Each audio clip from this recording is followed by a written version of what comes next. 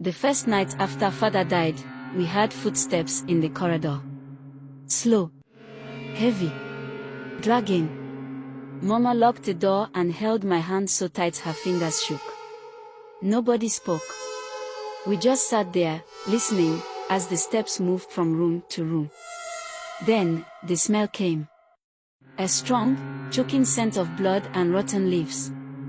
Father had been a powerful man in the village. He was respected, feared. People whispered that he was into things, dark things. Rituals. Sacrifices. Deals with spirits. I didn't want to believe it, but deep down, I knew.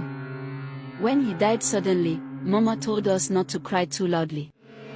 He made enemies on both sides, human and spirit. We don't know who will come for him.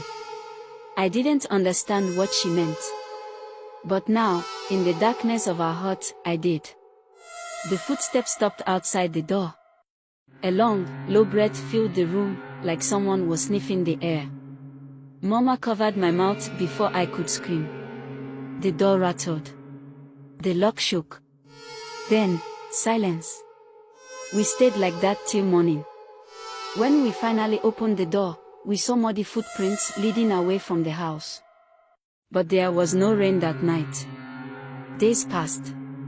Strange things started happening.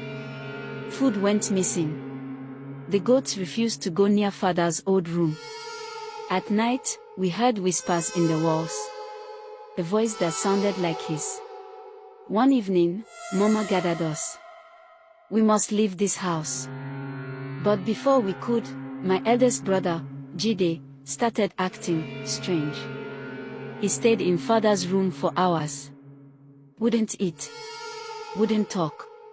When Mama tried to drag him out, he just stared at her and said, "He is not gone."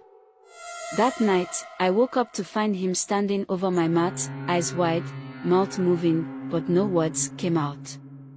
I ran to Mama's room. "It's happening again," she whispered, tears in her eyes. "He is trying to take one of you." She gathered us and made us sleep close to her, whispering prayers till dawn. But by morning, Jide was gone. We searched everywhere. Called his name. Asked the villagers.